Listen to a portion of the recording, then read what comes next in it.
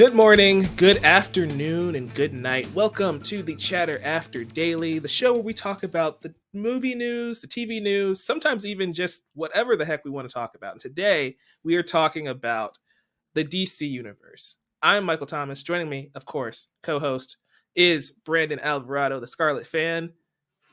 How you doing, Flash? I love to be here on time for the shatter, for the sake of the shatter. You can see I'm repping Nightwing. He's repping the Flash, the Scarlet Speedster. Because today we're talking DC, guys. Yeah, so, we're talking DC. You know. We're jumping in, and this was a conversation that we've had to have, right? The DC Universe, the hierarchy of power is changing, whether you like it or not. And we know for sure that James Gunn, head of DC Studios, is looking to revitalize this franchise some way or another. So we thought it'd be fun if we got together and talked about some of our ideas or thoughts on how you can approach the Trinity and, for sake of conversation, the Flash as well, right? Because we're going to start back. We're going to go back to 2012, I would say. You know, Christopher Nolan just released the end of the Dark Knight trilogy. Yeah. And The Dark Knight Rises came out, and that was the end of the Batman franchise that we've come to adore. We have to cover The Dark Knight eventually here on the channel, but that was the end of an era, right? And so Zack Snyder steps up. He takes on Man of Steel. We covered that. If you want to check out that review, it was awesome. But in Man of Steel, he introduces us to a new take on Superman with Henry Cavill as the lead. From there, we go into Batman v Superman: Dawn of Justice. And that's when things kind of hit a snag for DC on film, right? Because Man of Steel was a little divisive. I feel like for the most part, people were okay with that film. Man of Steel was a little divisive, but I feel like a lot of people could still get behind that franchise. Even if you didn't necessarily love the first film, there was still a lot of potential, right, with the sequel, with a proper follow-up to Man of Steel. And we're not going to harp too much on this, but we get to Batman v Superman. You introduce a new version of Batman, one who's distinctly, killing people throughout the film, as opposed to the Nolan version, who was adamantly against killing anyone, except in Batman Begins for some reason. We're not going to talk about that. And the first, big screen version of Wonder Woman. Batman versus Superman in DC's history is a giant moment. It's the first time we get the Trinity together, and they kill Superman off in that first film. Brandon, I want to just toss to you right quick, while we're still in the past, right? Regardless of how we feel about BVS and Man of Steel, you can totally see why that was a bit divisive, right? Being out the gate, that's where we meet the Trinity, and we kill one of them essentially in that second appearance of Superman. And it's crazy because it's not just the fact that they killed off Superman, right? It's the fact that this is the movie that came out, I think, 2 years after the announcement of the slate, right? Like, the big Comic-Con DC slate occurred. DC's doing the Marvel thing, you know what I mean? Like, they announced The Flash. I know they mentioned Shazam. They mentioned Aquaman, Cyborg. They talk about the Justice League movie. Like, they talk about all these things. And the first glimpse at a pseudo league, right? Which is of course the Trinity, and we kill off Superman. Which again, there's no way that you can get away with doing Doomsday without doing the death of Superman, which I totally get, and it makes sense from a narrative perspective. Whether that narrative was good or bad, that's not the point of the conversation, but it does make narrative sense when you look at how the league comes together to bring him back.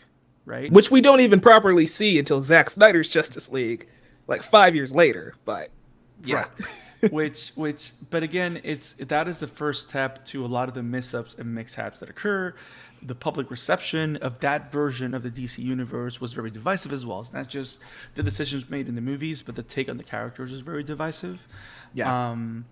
Did we get great movies out of it? I mean, I love Man of Steel. Wonder Woman was very good. I'm not a huge Wonder Woman fan, but I did enjoy Wonder Woman.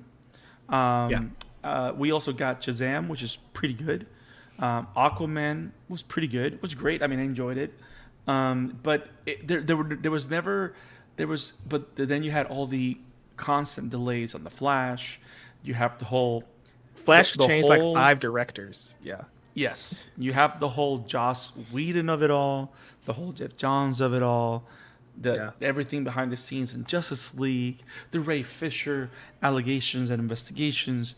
Like, there's a lot of baggage with DC on film, and it's very sad as well, because it's one of those things, like, we're supposed to be celebrating our heroes, and then the studio that has hold of them. Because we're not even talking about stewardship, right? Because they actually, WB owns DC. Right. Like, they own DC outright. The books, everything. So the owners of the things that we love are just not doing right by them. And it's been crazy. And that's kind of like the overall feeling. So I think talking about the divisiveness of those films and that reaction, it's perfect going into the conversation of where DC is now. Right. Because a lot of things have happened, but at the same time, nothing new has happened, because it's not till a couple of weeks later from today, or from the moment you listen to this maybe, that James Gunn and Peter Safran are going to start to announce their vision for DC, right? Yeah.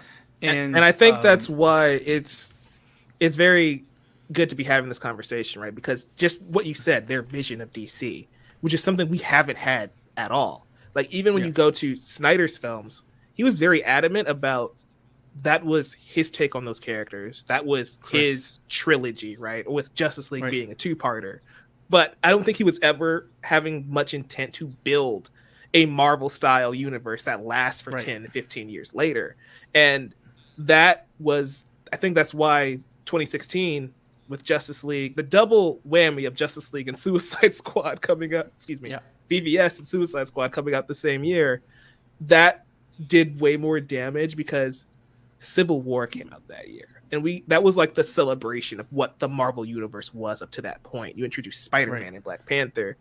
But in the DC side, it's like, you killed Big Blue. How is the fandom supposed to react to that?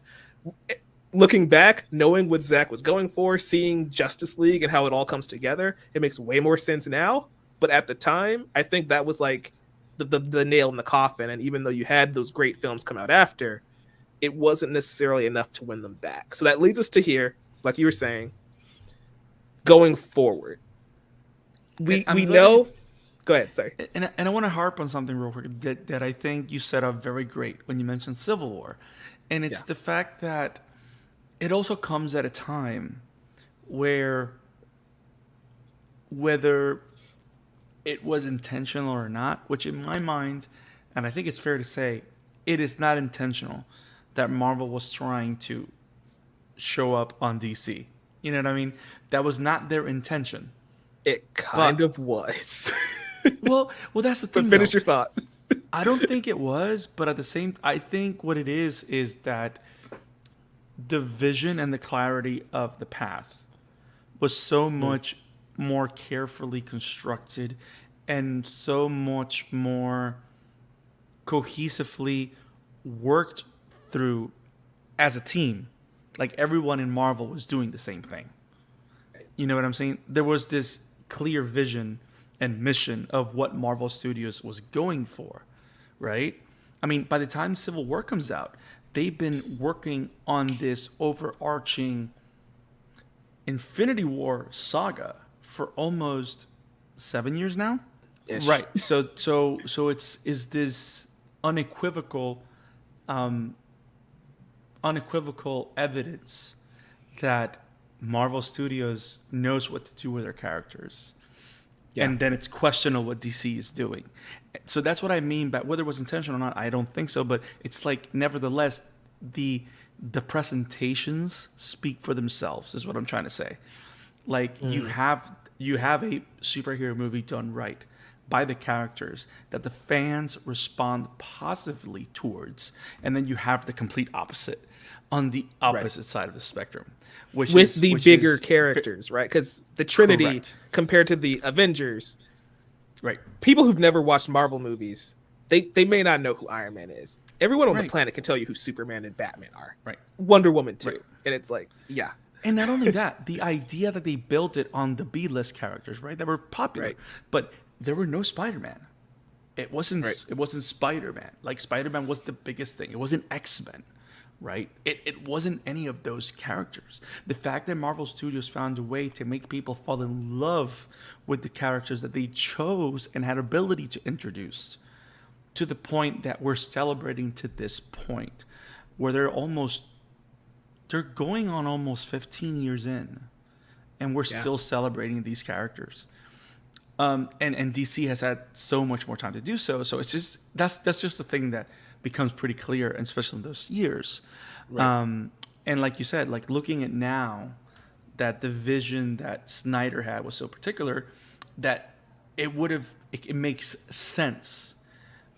Work is one thing, makes sense is another thing. It's not the same thing. It's just like the great Benoit Blanc says. It's an awful thing to mistake speaking without thought and speaking the truth. It's not the same thing. It's very dangerous. So, I don't know. I want to clear something up right quick when I say that it was very much intentional what Marvel was doing with DC. This is a quote from Anthony Russo. And when they were developing Captain America 3, it was, a standard Captain America sequel. But once the announcement that BVS was happening, Kevin Feige ran to them and said, we need to do something. Otherwise, nobody is going to care about us anymore. We can't keep doing the same thing. We've got to change the formula. It's got to be bigger. It's got to be better to keep up with Batman versus Superman. And Civil War is birthed entirely. I did not know this. So what you're telling me is that Kevin Feige was scared of two characters. Yes. That's how big, bro. That's how big they are. But so it's like he didn't mandate and say, hey, it has to be Civil War. But he's like, how do we make this a grander story? That's why I feel like the themes of Steve Rogers are still in there, but everything around it just kind of got bigger. We'll talk about Civil War later. It wasn't just about it's funny you say that, because now that when you mention that, it makes me think about that Civil War is a Steve Rogers vehicle. Yeah. But it was also meant to be a vehicle of demonstrating Steve Rogers' place in this so much bigger world of heroes that wasn't there before, right? Because then, and it makes sense with including every single Marvel superhero that we know up to this point, and then introducing two huge icons right after, which is Black Panther and Spider-Man in the same film, right? Like, so I get it. I hate it when you're right. No, I'm kidding. Yeah, it's my job to be the encyclopedia here sometimes. The historian. But you're right. You're right. It makes sense. I didn't know about that quote. You caught me off guard. Nice. Yeah, that's one that I think will always be funny to me. It's just like, you guys were so afraid of Batman and Superman. We have to assemble the Avengers. Well, it's the zeitgeist, right? It's the zeitgeist effect. Like, for as long as these characters have existed, everybody has known them. Yeah. You know what I mean? Like, they've been around for 80 plus years, and everybody knows an iteration of them. Everybody has a favorite iteration of them. You know what I mean? Like it's crazy. It is. But it's just so far the DC on film as a unit has not worked, because they never planned it as a unit as opposed to just a mythology or whatever. And that gets us here to the topic, right? Of, we finally, for the first time ever, have somebody crafting a plan for the mythology, right? For the DC universe. James Gunn says it's going to be the greatest story ever told. At least that's what he's aspiring to achieve. Right. While showing us glimpses of one of the greatest story ever told, which is Kingdom Come. Yeah. Which, again, you don't just throw this and say, hey, I'm going to talk about...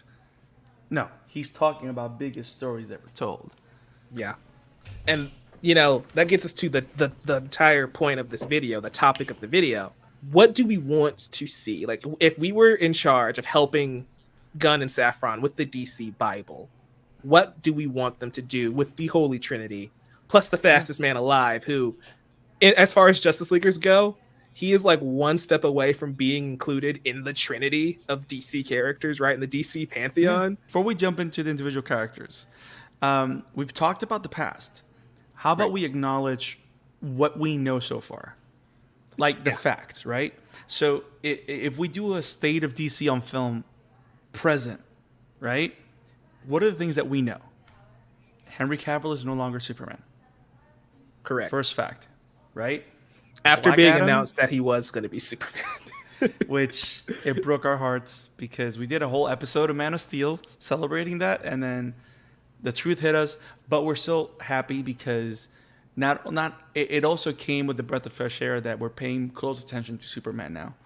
Yeah. Thanks to, whether we like it or not, a lot of it due to Zaslav, because he pointed it out, and then of course James Gunn working on it as the architect, right? So we know that Henry Cavill's gone, right?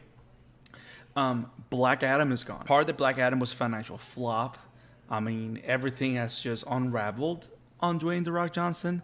And we know for a fact that whether it looks nice on paper, the nice conversation and tweets that they had, we know that Black Adam, we probably won't ever see him again. Right. In any way, shape, or form, right?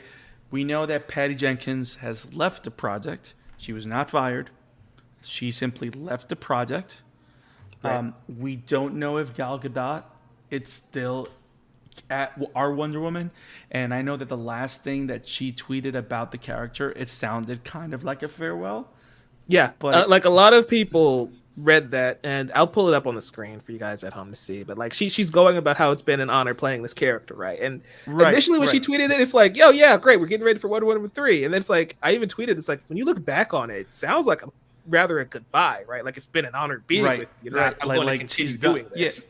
Yeah, and she doesn't say that. Now, there's no official word that she's out. Right. But I'm assuming with the new plans, which we're going to go into thoughts and predictions, right? But we don't know what's going on with Wonder Woman. We know that Wonder Woman 3 is not happening with the same directive team that's had the last two. We know The Flash is still happening and coming out this next year.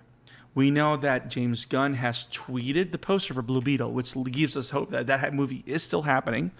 Somebody tweeted him, and he said, absolutely, yes, Blue Beetle is happening. And I think it's coming to theaters now. It's not an HBO Max movie anymore.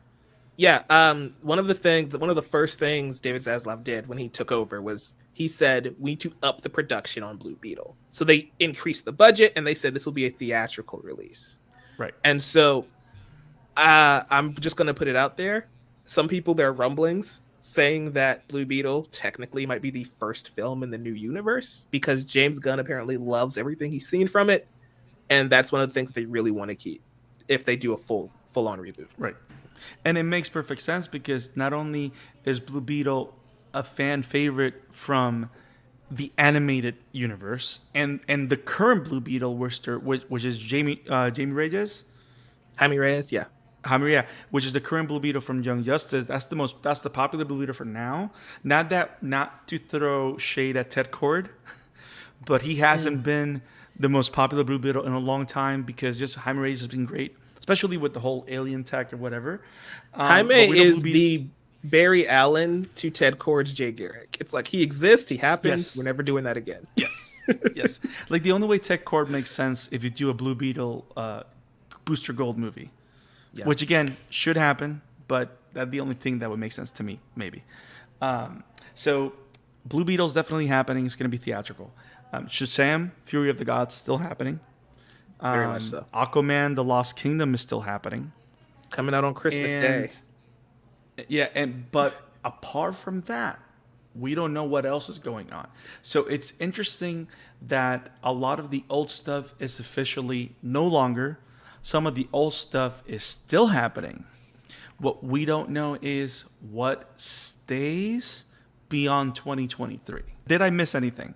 That's everything as far as the DCEU, right? We still have Titans, right. Superman and Lois, Doom Patrol, the Matt Reeves universe. It'll be interesting to see what happens after Aquaman. It'll be interesting to see what they announce too, right? Because Aquaman might be the final moment of the DC extended universe. Do you make a post-credit scene, an epilogue, like, or do you just leave the film as is and say we're moving on? And it's also, and it makes me think how the hype's gonna go. Like, because you gotta figure it's gonna be a fandom kind of thing, right?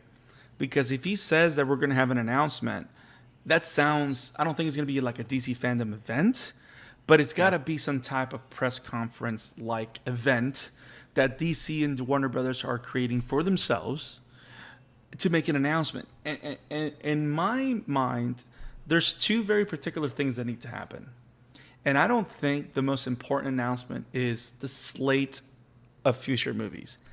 I don't think that's the most important. That's only 50% of the message. The first part of the message needs to be, how do the things that remain make sense in the slate? Yeah. I think that's, at least for me, that is what I'm most interested in. Because from a business perspective, right? If you're about to, if you blatantly tell me, which again, I don't think it's going to happen because it's a stupid business move. If you blatantly tell me that the next 3 movies are the lost hurrah of the DCEU and they're not going to mean anything, why would I watch them? Why would I care? Right? Yeah. You know, I watched the Batman not knowing that it was related to everything because, again, it's Batman and it's Matt Reeves and it's Michael Giacchino and the trailer looked amazing. Correct. So, and that was something. So we have to accept that the hype around the Batman, it's a rare instance because we kind of do want. We all, as fans, I think we all feel the same way. Like, we kind of want the connect. If it's gonna, we want the connectivity thing to work. Yeah. Because some of the best stories are Justice League stories. Some of the best stories are team up stories in the DC universe. Because in the DC universe, I would say, to a degree, even more than Marvel, somewhat. The discrepancies and differences between the characters are a lot more drastic, which make those team ups a lot more interesting. Which is why World's Finest is one of the best comics ever when you bring Batman and Superman together. Which is why I love the Flash and Batman detective stories where they would both work together because they're both detectives. Like those little things like that were great because the discrepancy between the characters is so great. Even Green Lantern and Green Arrow, right? Like that's a weird pairing on paper. That used to be, that used to be one of the biggest series back in the 70s and 80s. Yeah, like those duo characters were great. They had great individual stories, but they had an actual book that was just about them coming together. You know, and so we kind of want the connectivity thing to work, I think. So I think one of the biggest things is it's not just letting us know, hey, we're going to have XYZ movie in the next year or so, blah, blah, blah.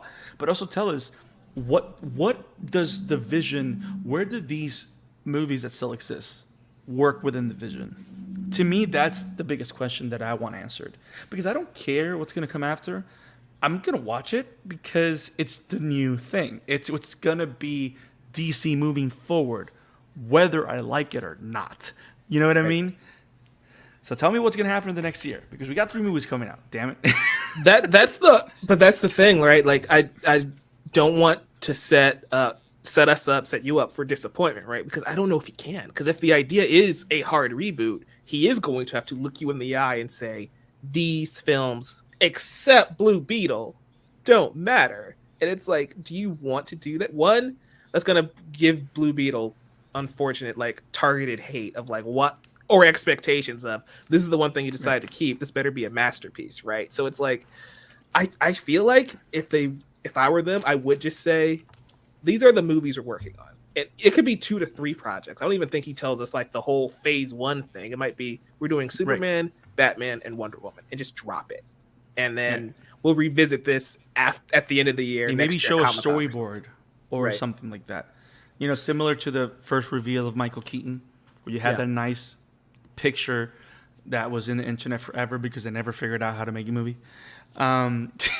Because they couldn't get a director. We still don't have a trailer for that thing either. I mean, we have a trailer, but we haven't seen Keaton. But I know what you mean. It's like we don't know what it's about, damn it. Right. And I don't like the suit, but that's a different story. What's with the lenses? Why? Bugs, I guess. They're trying to be tactical. It's weird. I don't know. Let them be comic book characters. That's all I ask, and I guess that leads us right into the meat of the conversation of how we want them to tackle these characters, right? And do you want to start with Superman? You want to start with someone else? Because I guess Superman is the one character we know one tidbit of information. He's younger than Henry Cavill's portrayal, and James Gunn has confirmed it's not an origin story. He already knows his supporting cast, so I assume he already knows Jimmy, Lois, Perry. He's probably been working at the Daily Planet for like a year at least. Right. You want to start there? Or you want to go for something crazy? No, let's go from there, because like you said, that's the one thing that he's actually spoken something about, right? Right. So I like the idea of not being an origin story. I like the idea, which interestingly enough, Man of Steel is and isn't an origin story too, because it is built upon flashbacks, and there's no and we know for a fact that if we're going to have the first film, we are going to have flashbacks. We either have flashbacks or Ma and Pa Kent are alive, and we do have them go back to Smallville at some point. The thing about Superman as a character is Ma and Pa aren't like Uncle Ben. They don't have to die ever at all. He can just have his parents, and he grew up, had a normal childhood, maybe was Superboy for a bit. That could be the flashback of like when he first does the thing. No. For the blur. Yeah. He gets his blur his blur moment, right? Those could be the flashbacks, but like by and large, everybody is still here, and Superman is just doing the thing, right? And I think that's a way to approach it. If my cousin Mario Francisco, that runs the Fanboy podcast with Brett, hey Mario, he listens to you talking about Mom Pa Kent, he'll be like, music to my ears. Like he's a big defender of not killing Pa. It works in Man of Steel. I will say that. The only thing is, I feel like that's what makes him the perfect contrast to Batman. Is that he did have a normal childhood. He didn't need to suffer a great loss to become a hero. And again, no disrespect on how Man of Steel handled it or how any other stories handle it, because this is a comic book thing too. But it's like, I do think that makes it more of a bigger contrast to Batman. And if we're going to have them paired up in this new universe, I think that would be a cool way to approach it and differentiate the two. Yeah, because it all goes down to the idea that Batman's origin requires the death of his parents. Right. And Superman's doesn't. Now, Superman being younger, I like that. I don't want him to have everything figured out yet. I do want him. I do want to see equal Clark Kent and equal Superman. Yeah. Like to see both sides of the equation actively being used in the story and in the function of the story of the character. Like, I don't want Clark Kent to just be him without glasses and that's it. Oh, him with glasses and that's it. I want him to have the full spectacle of things. I like the idea of a confident Clark. That's kind of what I want to see. He's confident in and of himself, to be the best that he wants to be, and I kind of want the ideologies with other people to be the clash, because I kind of like a Superman that is clear on who he's supposed to be, and him having to stay who he is in the midst of, it's kind of like a Steve Rogers comparison, right? That's kind of what I want for Superman. I don't need him to be dark. I don't need him to be brooding. I don't need him to be troubled. I want him to be troubled because he is troubled by the circumstances and the arguments that he has to tackle, right? Psychologically, ideologically, with the people around him. Like, why do people see this as important when, because the funny thing about Clark and Superman is that, yes, he hears people talking about a perspective, but what they will never see or won't see to a degree, at least if it's in Clark Kent form, is that he's listening to everything. So he's actively seeing all these perspectives and ideas from all over the world. So how does he stay himself without letting all of these things influence him? So I kind of want him to be this figure of hope, like he's supposed to be, but I want him to be someone we can look up to. Like, I don't want to see him grow into that. I want him to grow into that in the face of others. Like, I don't want him to, you know what I mean? Like, I don't think I need a Superman or Clark Kent that needs to learn to be who he should be. I mean, yeah, because the last franchise already tackled those themes too, right? Right, correct. Like, he already knows who he wants to be, and the crisis is when things occur that prevent him or want to stop him from being that person and being that hero. That's kind of what I want.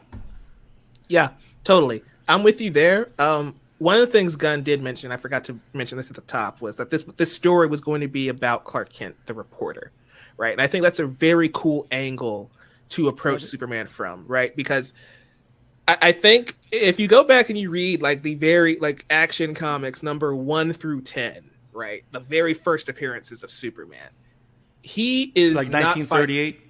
Yeah, like 1938, right? The very first appearances of Superman. He's not fighting aliens. He's not fighting Lex Luthor. He's fighting the mob, right? It's very much like Batman Year One type of issues. And I think that would be interesting, having Clark investigating, using, and it'll also show why he becomes a reporter, right? Because one of the things in the Man of Steel conversation, I kept saying, like, but what leads to him making this decision? We had to get him there, but I would like somebody to finally tackle why Clark Kent decides to become a reporter, because we've never really seen that story ever done. And so it's like, I think that would be cool having him try, even if it is just the mob, right? Superman doesn't have to fight a giant villain. It could be him trying to figure out this very human problem. And the confrontation at the end could be they were building Metallo or something comic booky like that if you really want to. Right. But yeah, focusing on Clark Kent, the character, his relationship with Lois and Perry and Jimmy and his parents. And you can even throw Lex in there too. And maybe not as the main villain, but like you said, the philosophical differences between all of the characters can be where most of the drama comes from, right? I feel like keep it simple, make us understand Clark Kent in the same way the Marvel origin stories got us to understand Tony Stark, Steve Rogers, Thor Odin's son, and then you can expand the world from there. That's why Birthright is such a great origin story for Superman, because a lot of the first issues is just him being a journalist and how understanding people is something that he enjoys. He's a curious person. So I do love that. So yeah, give me more of that. Give me 100%. More of that. And also, one of the things that I loved about Superman Year One, the recent Frank Miller series, is that this is a very happy Clark. Like, the point of Smallville is that he had a happy upbringing, more or less. You know what I mean? So I want him to be a joyful person. Like, there's something about him that needs to be there, that makes that character work and makes that character click. So yeah, so there's a lot of Superman Birthright that I like that's there, like those little elements there. But yeah, I kind of want that. I kind of want a Superman that knows who he is, knows what he has to be, and it's about people growing to know him as the hero that he wants to be. You know, it's not perfect, but you know, see all of that. It's like Secret Origin type stuff too. Yeah. So yeah, I think that's a good direction to take the character. It's distinctly different from the other. Like, that's the thing, right? You run to the issue of you don't want to tell the same story twice, and that's why with Man of Steel, I really respect what Snyder was going for, because we had the Reeves movies, we've had the Superman Returns with Brandon Routh, and that was all very similar in tone. Like, notably, Superman never throws a punch, and purposefully so. Like, it was meant to feel the same. Yeah. Right. But like, Superman notably never throws a punch in Superman the movie. And so Snyder goes the opposite direction. It's like, we're going to just have the final 30 minutes just be pure carnage and destruction to showcase how powerful these characters are. And it's like, he is so powerful. he is a god, right? That's essentially Right. what that ending was telling us. And it's like that's the power Clark has to live with on a daily basis. And that's Yeah. very fascinating to showcase that in a way we've never seen before. But I think this next iteration can take from both of those, but Yeah. still give us something new by focusing on Clark Kent, the reporter, right? So I think that's a great way to tackle it. I do want to get into the nerdy aspects, though. Costume wise, what are you thinking about Superman? So Do you want it to be more Man of Steel or classic? So I just remembered the other comic book I was thinking about. Shoot, yeah. What about Truth, Justice, and the American Way, which is the story that influenced the movie Superman versus the Elite, which I always talk about that film as one of the best Superman stories ever told. Yeah. But it's literally Clark and Superman dealing with the ever-changing views of society towards justice when someone else that claims to be heroes challenges the values that he represents. Yeah. You know, I think that would be a fantastic story to take thematic elements from. I don't know if I'd want a one-to-one adaptation of it. I don't know if it necessarily works, especially for assuming we want to go for a younger Clark. I think that idea might work a little bit better for a seasoned Clark. Yes. But we could definitely take elements from that story, and pull it in. Right. Like you don't have to have Manchester Black as the villain, or the Elite as the villain. You can just have a villain that challenges Clark at that level, and of course you still have the battles and stuff like that. And it's about, because I think what makes Superman work more than anything is because he demonstrates that you can be better if you choose to. That's the whole point, right? Right. And I just want a Superman that screams that. If you choose to be better, you could, because I think that's the whole point of Superman. Now, in regards to suits, like you were saying, I'm not a huge crazy fan about the Rebirth suit. I mean, of the New 52 suit, which I think is the high collar one. Yeah.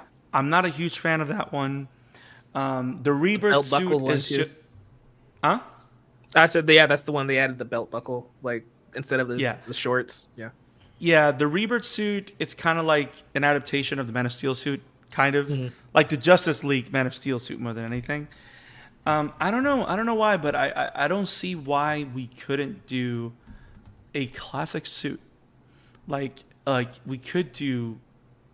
There's no reason why a Fleischer suit shouldn't work. Undies and all? Huh? Undies and all? I have no problem with the undies.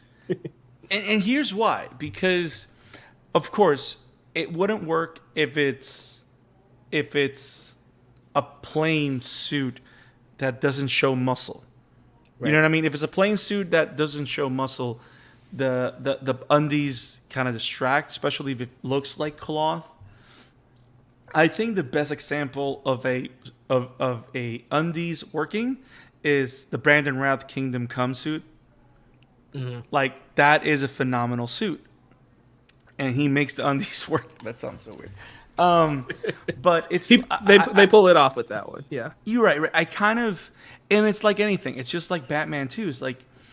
The thing about Pattinson, right? Because you see Pattinson, as soon as they announced him as Batman, everyone was like, that scrawny guy?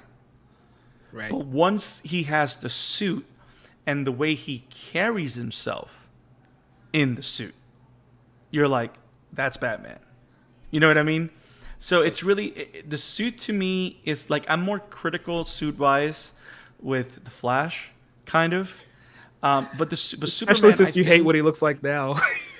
Well, yeah, yes. I'm more, because it's, I don't know. But with the Superman, I can do without the undies. I'm not a big fan of that. I do want it to be natural colors. I don't want it to be too bright. And I think that's kind of like, I wrote a note here, is that when it comes to the suits, I want them to be bright, colorful, and practical. And I'm not saying that he's going to be a neon lights version of Superman, but make it it's a comic book suit. It's supposed to, if it looks fun or comic booky, that's fine. if you have the right actor and you have the right presentation, it's gonna work. You know what I mean? Yeah. Like, what made the Man of Steel suit so interesting was the design. Everybody hated the color. Yeah. You know what I mean? Because even from the first announcement, I think everybody was like, what if we make it brighter here? Like, everyone was trying to make it brighter. Even on the thumbnail for our video, you saw, I'm like, this is what the thumbnail looks like. I sent this to you guys privately. This is what it looked like when I turned off the color. Yeah, like, And everyone like, wanted more color, which is fine. But no, make it colorful, and make it look practical. Make it look comfortable. Make it look like he's free in the suit. You know what I mean? Yeah. I don't know. I'm with you. I don't have a comic book version that I prefer. I think it's all about the color. For Superman, I think it's all about the color. The color has to be right. And that's kind of what I meant with the Fleischer thing, because the Fleischer suit it's very lightly colored and bright on purpose. Right. So. Yeah, I'm with you. I think for me, have you been reading the New World's Finest series that's come out? I have not, but I know that he has. I know that the suit for World's Finest, for what I've seen, is very similar to the Superman Adventures animated show and Justice League Unlimited, like the shades of the color. So I like that. I like that suit. Yeah, I've got it up on the YouTube video, guys. If you're listening to the podcast feed, that's why you should check out YouTube. But I really like this suit, and even for Batman, right? Like, I think Batman should be drastically different from Pattinson's. Yes. And so I think if you want to go with the hint of blues and Batman, I'm even down for you to do that too. Yeah. But and definitely. that's like a tribute to Jim Lee. Like, Jim Lee was he liked blue Batman with the blue cape, because the whole thing is at night is the shade of blue that shows his presence, right? When the blue it's hit by the nightlight and stuff like that. Yeah, I agree. Yep. I agree. That's also how with Batman. I don't think. I'm sorry. Go. I'm talking too much. No, I was just gonna say, like, even in Batman the Animated Series, like you would just see shadow, and then the light would go by, and then you just see streaks of like navy blue, and it's like, okay, Batman's in the corner. That's all I was gonna add. Yes, but and I think we've done enough of armor heavy Batman. Yeah, it's time to go. I'm not saying we have to go back to butt cheeks and nipples, but but we can use we can again. There's nothing wrong with making it comic booky, and that's the one thing about movies that I love. The best comic book movies, they defy logic. They're not like 100% grounded and realistic. Make it comic book grounded, because if it makes sense within the world, it makes sense for the viewer. That's the way I see it. It needs to make sense in the world. Even if you're talking now, again, we have a fully armored and, like, I don't know, jetpack fueled Batman car in the Batman Matt Reeves universe. Let that be that. There has to be. I mean, I think the best Batman suit that I've seen that I've enjoyed is a mixture between the Dark Knight and Dark Knight Rises suit, because it looks so practical, but it also looks armored like. Which, again, funny enough, is the most similar one to Injustice Batman. Which is like super armored, but too armored, honestly. But yes, especially when you start editing stuff, in Injustice 2. But I kind of want Batman's suit to also be practical.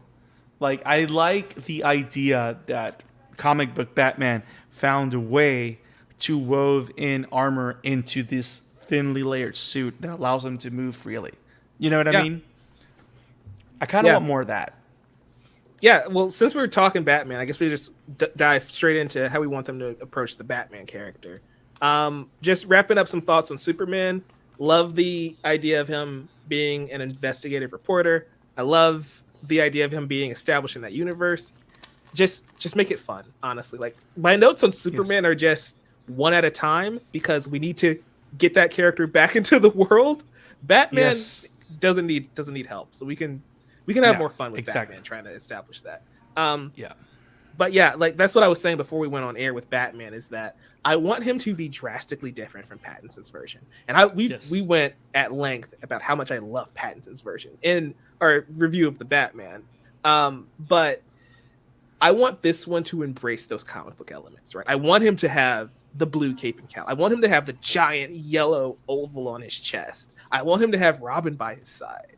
I want, like, if I was to make a Batman movie, I would open it with him driving that long Batmobile that we're used to from the comics and animated series and Burton universe, and then him and Robin go fight somebody like Clayface to establish this is the Batman that deals with all the mystical, magic, sciencey stuff that we haven't seen for 20 years. Yes. I don't know why, but you literally read my mind. But here's the thing. So we do, right? Yeah. So there is no reason why the Batman of the DCU can't be Bruce with Tim Drake. And the reason I say that, because as soon as you introduce Bruce with Tim Drake Robin, what are you saying to the world? Nightwing's somewhere, and Jason Todd died sometime. So at that point, if you're going comic booky, you could even say Oracle is already here too. Right. Like, there's no reason why we can't have a seasoned Batman that's been doing this for a while, but he's not like crazy old or young, right? Because the whole thing with Nightwing also is he becomes Nightwing when he's what, like 18, 20? Right, yeah. So it's not even, so he doesn't have to be older. He doesn't have to be like Brandon Thwaites, which is almost 30 or whatever. But but he can be Nightwing, and Jason Todd can have been there, right? Because when Jason Todd was Robin, Nightwing was already Nightwing. So if you have Jason Todd was Robin, like I feel like Dick was still going by Robin too. He was just with the Titans, and like Batman replaced him because he was with the Titans all the time. Right. That makes all the sense in the world too. You can have the overlap there, right, of two Robins at once. Or maybe the movie that introduces the DCU Batman is when Bruce takes Tim in. Right. You know what I mean? Because he's been without a Robin because of what happened with Jason Todd. I mean, because was that hinted in the Snyderverse? Boo. Yes. But again, he kind of did say that the one that he killed off was Dick Grayson, because apparently I don't know why. Yeah, it's so bad. Oh, and by the way, every time I see the tweet where it says who was the best Robin, and they show the BVS Dick Grayson suit, I go like, damn you. This is so wrong. It's so wrong on so many levels, but we're not going to harp on that. I love the idea of you can even make Tim Drake, right? Like the gateway character, right? We're meeting the Batman and the Bat family through his eyes because he's the one joining the fray. Yes. You could even call the movie The Batman and Robin or something like that, right? To establish that, or the Caped Crusader and the Boy Wonder, whatever you want to do to establish it's distinctly different. If you're going to have two Batman franchises at the same time. Right. This might be controversial, Brandon, but I'm also of the mindset of I don't need Batman to have movies if Pattinson is still getting Batman movies. Like, you can make the DCU Batman the Black Widow of the group, or the Incredible Hulk, right? Where he's in the team up movies. We see him with Flash, we see him with Superman and Wonder Woman, but he doesn't get his own movies until Reeves is either done or until they feel it's right to introduce, these supporting characters, maybe these sidekicks. But I don't even need a Batman movie, honestly. But if we did, I'd love the idea of making Tim Drake like the focal point. We're seeing the universe through his eyes. Or you can even go further. It's not about making Bat movies. Like, you have your solo, you have Batman on his own when he's in team up movies with the League. But every solo Batman movie, it's actually a Bat family movie. Yeah. Why can't we just make it like that, where the solo Batman movies are the Bat family movies? It's like Batman, Brave and the Bold, right? He teams up with the different... Right, yes. And like, it's all about him and then you put him against a villain that threatens the family. You know what I mean? And you can, because from there you can kind of like, you can definitely go Killing Joke. You can definitely go I don't know. You can go Zero War or Zero Hour, whatever it is. You can do Courts of Owls. You can do stories like that incorporate other members of the Bat Family. Hush. Yeah. You can do Hush. You can do all of that. You can even throw shades at. You can do similar things like Dark Knight Strikes Again, right? But then again, you're not doing a Batman that's too old though, because I don't know, like the actual Batman is probably what 12, 13, 14 years older than Dick, more or less. That's what's funny because everybody thinks of him like he is Dick's father. It's like they're technically like older brother. Essentially, right? Like, he's the father to the other Robins, but him and Dick are like a 10-year gap half the time. It's just the relationship of how it was that he's always like Commander Batman or whatever. Right. But there's so much that you can do to make it more comic book Batman, to make it interesting. And it's funny because that's another way of satisfying hardcore Batman fans.